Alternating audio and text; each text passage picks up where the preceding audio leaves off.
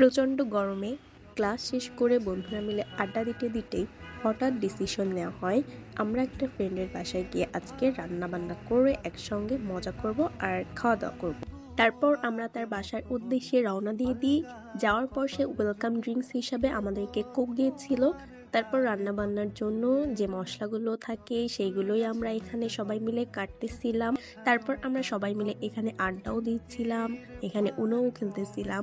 তো আমাদের সঙ্গে আমাদের আরো দুইটা ফ্রেন্ডকে পরে অ্যাড করা হয়েছিল, তারা এখানে কোক আর আইসক্রিম আনছিল। তো আইসক্রিমটা আমরা এখানে সবাই মিলে বসে খাচ্ছি। তারপর এখানে দেখি আমার ফ্রেন্ডের বাসায় একটা বইও আছে। আমি কিছুক্ষণ এই বইটা খুলে দেখতেছিলাম যে বইটাতে কি কি লেখা আছে।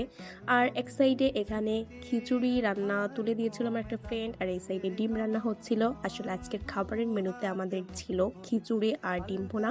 তো সবাই যেহেতু কাজ করছিল, মনে হচ্ছিল আমি কিছু একটা করি, তাই আমি ঝাল ভাজি করে পেঁয়াজ কেটে নিয়ে আসছিলাম আর এক বুক ভর্তি সাহস নিয়ে বসে পড়েছিলাম এটা মাখানোর জন্য। পেঁয়াজ মরিচের এই ভর্তাটা অনেক বেশি লোভনীয় হয়। তারপর আমরা সবাই মিলে একসাথে বসে যাই খাওয়া দাওয়ার জন্য। আমাদের দুপুরের আয়োজনে আজকে ডিম ভুনা আর খিচুড়ি ছিল। খাবারগুলো অনেক বেশি মজা হয়েছিল।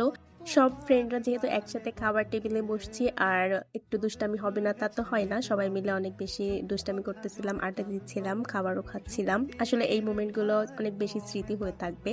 তারপর খাওয়া শেষ করে সবাই এখানে কোক খাচ্ছিল আর আমিও একটু নিয়ে নিয়েছিলাম। তো আজকের ভিডিওটা এখানেই শেষ করছি। কেমন লাগলো আমার ভিডিওটি আর কে কোথা থেকে দেখছেন অবশ্যই কিন্তু কমেন্ট করে জানাবেন। আল্লাহ হাফেজ।